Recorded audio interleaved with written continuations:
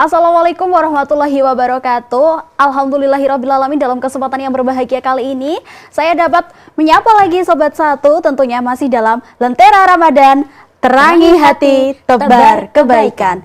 Bersama saya Elisawati, dan pada kesempatan yang berbahagia kali ini ditemani oleh rekan saya Noviardina. Dan tentu saja di sini kita tidak berdua saja ya Elis, karena ada narasumber yang sangat spesial.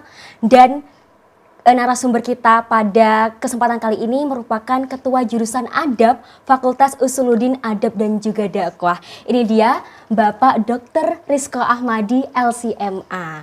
Apa kabar Bapak? Alhamdulillah baik. Alhamdulillah. Bisa menyapa Sobat Satu, Pak Rizko. Assalamualaikum warahmatullahi wabarakatuh. Waalaikumsalam warahmatullahi wabarakatuh. Puasanya lancar ya Pak ya? Alhamdulillah. Baik, lancar semuanya. Alhamdulillah. Dan pada kesempatan kali ini Pak Rizko, kami ingin nih sharing-sharing ya Nov, seputar Ramadan, dan juga yang pastinya menarik adalah pendidikan sosial. Kira-kira bagaimana sih kedua hal tersebut, bagaimana Ramadan dan memaknai Ramadan dan juga memaknai pendidikan sosial, dan bagaimana dua hal tersebut itu kaitan gitu. Karena kalau kita melihat Ramadan dan pendidikan sosial ini kayak kalau kita melihat secara gamblang beda ya. Betul. Tapi apakah ternyata ada keterkaitannya? Nanti kita akan membahas di Lentera Ramadan episode kali ini ya Elis. Dan kepada Bapak Rizko kami berikan kesempatan untuk memberikan gambaran tentang hal tersebut. Baik, terima kasih. Sebelumnya Assalamualaikum warahmatullahi wabarakatuh. Waalaikumsalam. Bismillah, walhamdulillah, wala hawla wala quwata illa billah, wal khairu wasyarru bimasyiatillah. Topik yang saya pikir cukup menarik karena kalau kita berbicara tentang puasa biasanya identik dengan ibadah spiritual, ibadah yang hubungannya adalah vertikal, hubungan kita dengan Tuhan. Bahkan memang dalam dalam dalilnya, dalam ayat Al-Quran disebutkan dan juga dalam hadits Nabi disebutkan bahwa puasa adalah satu-satunya ibadah yang Allah sendiri menginginkannya dan akan memberikan pahala kepadanya.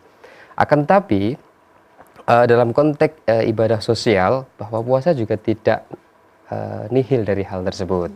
Tapi saya akan memberi disclaimer terlebih dahulu karena jangan-jangan nanti disalahpahami bahwa puasa hanya berdimensi sosial. Dimensi sosial dalam puasa yang saya maksudkan adalah hanya salah satu di antara dimensi yang ada dalam puasa itu. Kenapa ada dimensi sosial? Karena puasa itu paling sederhana yang kita tahu bahwa puasa adalah menahan, secara kebahasaan adalah menahan. Jadi ketika kita menahan, artinya menahan dengan berbagai hal. Termasuk diantaranya adalah bagaimana menahan hawa nafsu. Potret yang paling sederhana di dalam menahan adalah bahwa manusia, tabiatnya, manusia itu akan memenuhi segala hal yang menjadi hasrat hayawaniyahnya. Mau makan, minum, atau mengkonsumsi yang berlebihan, berpakaian dan sebagainya. Artinya dengan makna yang paling sederhana dari berpuasa yakni menahan atau al-imsaku itu sebetulnya ada pelajaran yang penting, yakni apa? Pelajaran bagaimana kita peka terhadap orang lain, terhadap dunia sosial. Dan kalau kita jelaskan lebih jauh, ini berkaitan dengan bagaimana puasa akan mendidik kita secara sosial. Dalam konteks mahasiswa misalkan puasa itu ya setidak-tidaknya Anda harus lebih aware, lebih peka, lebih peduli, dan tahu bagaimana cara berkomunikasi yang paling pas dengan temannya, dengan dosennya, dengan gurunya ataupun yang lainnya. Kira-kira singkat begitu, nanti bisa diperdalam lagi dengan pertanyaan yang lain. Ya. Baik Pak, saya ini mungkin bertanya juga mewakili Sobat Satu ya. Sebenarnya lalu contoh pendidikan sosial yang bisa diterapkan selama Ramadan itu seperti apa sih Pak? Oke begini, jadi puasa itu sebetulnya ada makom-makomnya ya, ada level-levelnya ya. Bagi kita orang awam, saya pikir sudah cukup bahwa kita bisa menahan diri, tidak makan, tidak minum, dan tidak mengikuti hasrat seksual gitu. Tetapi di luar itu, bahwa salah satu contoh yang bisa kita sebutkan, kita tunjukkan dalam konteks yang aktual, bagaimana pendidikan sosial yang menjadi efek atau menjadi akibat dari berpuasa adalah diantaranya bahwa kita menjadi lebih peka ketika ada saudara-saudara kita yang membutuhkan. Sekarang kayaknya sudah ada pergeseran sudut pandang bahwa puasa itu ya hanya memindahkan apa namanya, konsumsi dari satu waktu ke waktu yang lain. Ya, gitu kan. Misalkan harusnya kan puasa itu ya kembali ke fitrahnya, ya menahan diri. Artinya tidak selalu bahwa ketika kita berpuasa menjadikan kita apa namanya, orang yang benar-benar secara batinnya itu apa namanya, menjadi baik, itu menjadi halus, menjadi lembut. Tapi justru kelihatannya kok nggak ada efeknya. Secara konkret begini, misalkan ketika ada saudara kita yang butuhkan, puasa itu kan melatih kita untuk menjadi peka. Oh, ternyata rasanya puasa itu memang begini, rasanya orang yang tidak punya itu seperti ini, rasanya orang yang tidak bisa makan seenaknya itu seperti ini. Sehingga ketika kita berpuasa melatih diri kita bahwa oh, di luar sana ada banyak orang yang membutuhkan. Oh, di luar sana ada orang yang makan saja harus mikir-mikir. Sehari mungkin ya dibatasi 2 kali atau bahkan hanya sekali. Kita makan seenaknya, suka-suka kita. Nah, dengan berpuasa harusnya ini menjadi satu wasilah atau menjadi jembatan atau setidaknya menjadi contoh bahwa oh, ternyata kita pada keadaan tertentu kita harus memposisikan kita pada posisi di mana kita bukan orang yang selalu mampu, bukan selalu orang yang selalu terpenuhi segala kebutuhannya. Dan agama kita selalu mengajarkan itu. Ada ajaran zahiriyah dan ajaran batiniyah. Ajaran batiniyah ini yang seringkali dilupakan oleh kita semuanya. Termasuk diantaranya berpuasa, ada spirit batiniyah. Dalam bahasa Sufisme itu disebut sebagai dimensi esoteris, dimensi yang tidak tampak tapi berefek cukup baik kalau itu dihayati dengan serius. Terus mengenai batiniah tadi dan konteksnya, untuk bagaimana sih caranya membentuk itu, Pak? Maksudnya seperti apa? Oke, saya ingin menarik ke konteks teman-teman ya, mahasiswa ataupun kita yang remaja gitu ya. Hari ini kita terbawa pada situasi beragama yang lebih artificial. Artificial itu yang tampak, yang buatan. Jadi misalkan ada hijab model yang lagi masif, populis gitu kan. Berbagai produk-produk kemudian dilabelisasi, ada syariah, ada Islam dan lain sebagainya. Nah, sebetulnya secara tidak sadar itu akan membawa kita pada cara dan pola beragama yang mungkin saja tidak substantif, tidak mendalam. Nah, caranya adalah mulai sedikit demi sedikit menghayati setiap hal apa yang kita lakukan. Agama kita mengajarkan bahwa selain ada ibadah ritual yang sifatnya formal itu seperti kalau kita sholat ya ada rukun sholat dari awal sampai akhir gitu kan. Di luar itu ada yang namanya kekhusyuan. Misalkan itu, berarti kan itu penghayatan. Niat itu tidak hanya dilafalkan secara zahir atau lisan tapi juga ada batinnya. Dan penghayatan itu akan melatih kita bahwa agama kita mengajarkan tidak hanya dimensi formal saja tapi ada dimensi yang lebih dalam, lebih spiritual dan lebih substantif gitu. Nah, dalam konteks tadi ketika Anda bertanya mahasiswa misalkan atau kita anak remaja, ya jangan hanya ikut-ikutan sholat gitu-gitu aja gitu. Harus ada level berikutnya, mulai dari menghayati. Komunikasi jangan hanya komunikasi yang sifatnya biasa-biasa saja, harus dihayati. Oh, komunikasi saya itu sebetulnya sudah komunikasi yang menerapkan prinsip-prinsip komunikasi yang menjaga etika atau belum. Ada penghayatan. Kalau dalam bahasa anak sekarang mungkin sense of humanity-nya gitu, perasaan kepekaan kemanusiaannya gitu. Dalam konteks ini kan sangat relevan sekali dalam konteks sosial dan lain sebagainya. Kira-kira begitu. Tadi kan juga Bapak menjelaskan kalau di komunikasi, di ibadahnya itu harus naik level gitu. Berarti sebenarnya itu Islam itu sudah istimewa ya Pak, karena dari dulu meskipun tidak berpuasa itu juga mengajarkan kita tentang kepekaan. Betul. Tapi mungkin di Ramadan ini kita itu lebih di apa ya Pak namanya, ini momentum atau seperti apa Pak? Betul, karena begini, manusia itu sebetulnya siklus ya. Kehidupan manusia itu siklus, artinya harus ada fase yang disebut sebagai detoksifikasi. Detoksifikasi itu seperti recycle atau barang-barang yang sudah masuk di sampah itu harus dibersihkan lagi. Sama kan kalau kita menggunakan komputer itu kebanyakan banyak dihapus itu kan, kalau nggak dihapus di recycle bin-nya itu kan akan mengganggu. Sama manusia pun juga demikian. Maka puasa sebetulnya dalam 1 tahun itu ada satu bulan yang disebut bulan Ramadan atau bulan yang istimewa. Satu bulan itu biasanya ada hari, ya kan? Ada hari. Satu hari ada waktu sepertiga malam atau di akhir malam. Itu sebetulnya adalah waktu-waktu yang ditentukan oleh Tuhan, oleh Allah Subhanahu wa taala untuk manusia, untuk umat muslim khususnya, untuk merefleksi diri bahwa setiap diri kita itu harusnya menyisihkan waktu, meluangkan waktu untuk membersihkan diri. Ramadan adalah momentum. Ramadan adalah media. Ramadan adalah cara. Jangan hanya jadikan Ramadan sebagai rutinitas, tapi Ramadan adalah proses minimal bagi saya adalah detoksifikasi untuk membersihkan kembali, dan nanti kalau selesai Ramadan akan menjadi fitrah, kembali ke fitrah manusia yang asal. Berarti Ramadan ini benar-benar menjadi kesempatan ya Pak? Harusnya begitu, idealnya begitu. Tapi kan di usia mahasiswa itu mengenai hal-hal sosial itu kan menurut saya sangat tipis ya. Iya. Nov. Iya. Sadar gak sih kita lebih banyak egoisnya, lebih kayak ya udah aku berjuang sendiri, aku untuk diriku sendiri, dan ngapain aku mikirin orang-orang di sekitarku. Lebih seperti itu Pak. Dan itu tuh sebetulnya bagaimana? Harusnya apa sih yang perlu kita perbaiki lagi, dan apa yang perlu kita tumbuhkan dalam diri kita sehingga kita itu tidak jadi manusia yang individualis tapi lebih punya sisi pandang sosial yang lebih luas, lebih peka ya? Betul, sama keadaan sekitar.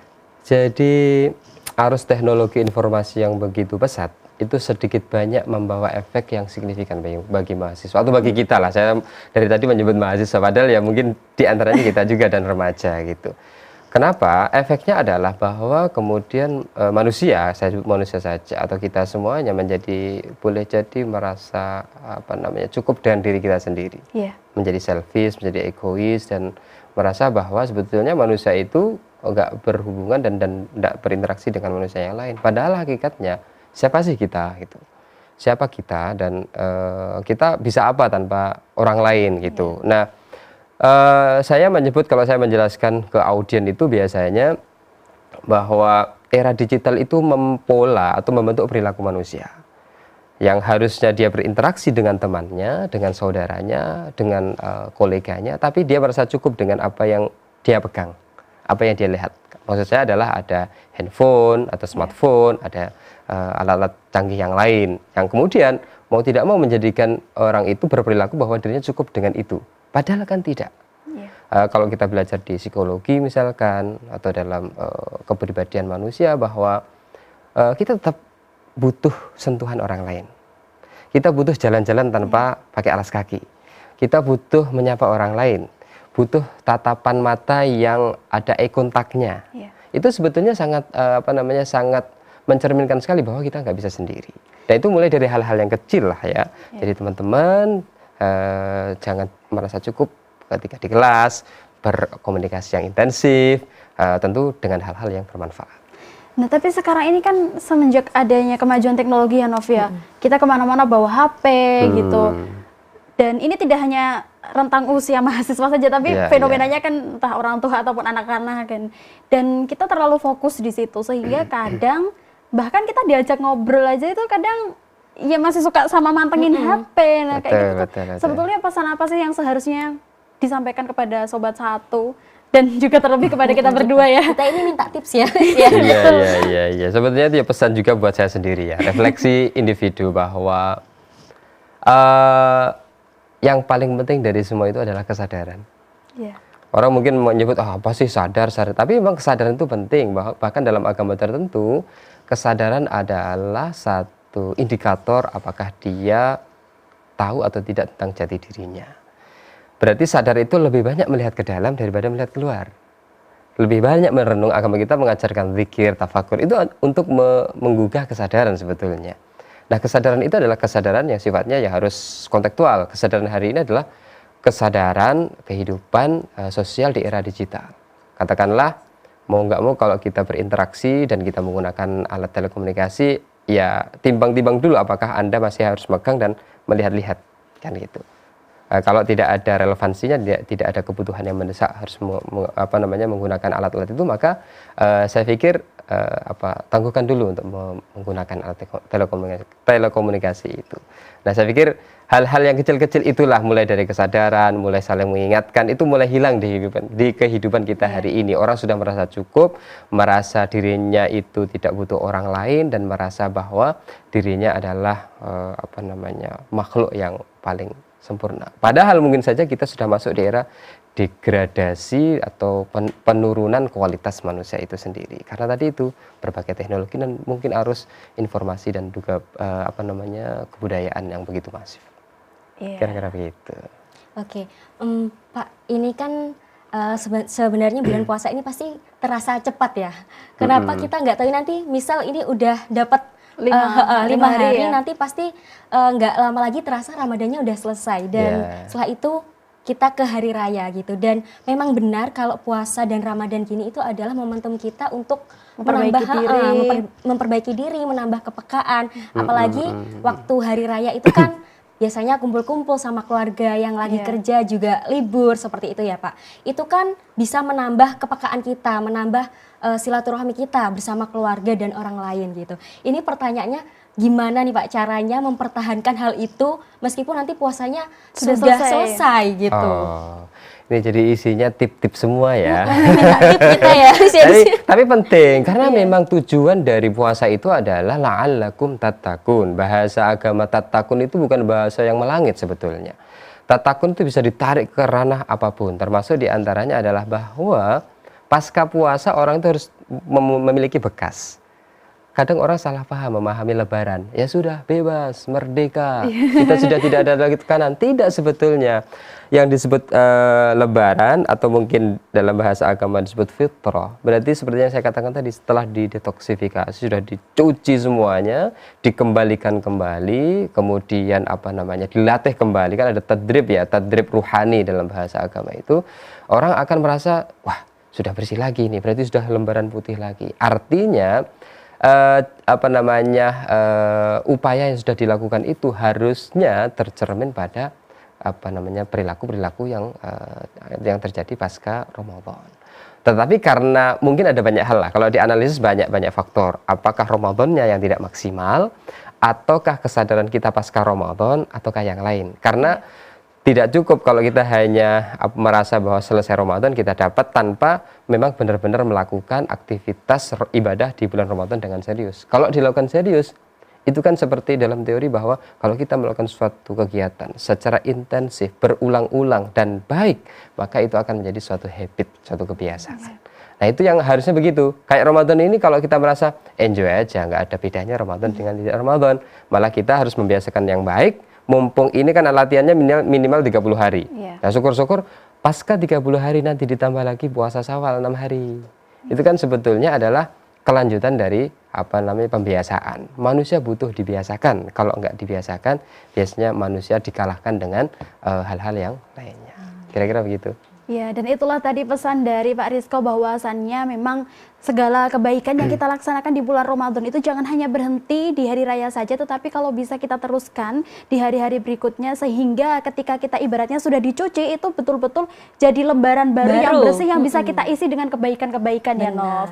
Dan kita dengarkan nih closing statement dari Pak Rizko tentang tema kita hari ini.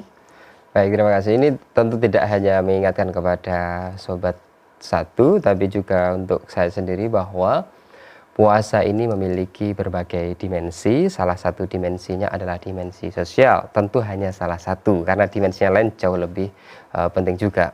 Tetapi ini juga penting untuk kita kita hayati, bahwa puasa harus tercermin dalam berbagai aktivitas kita.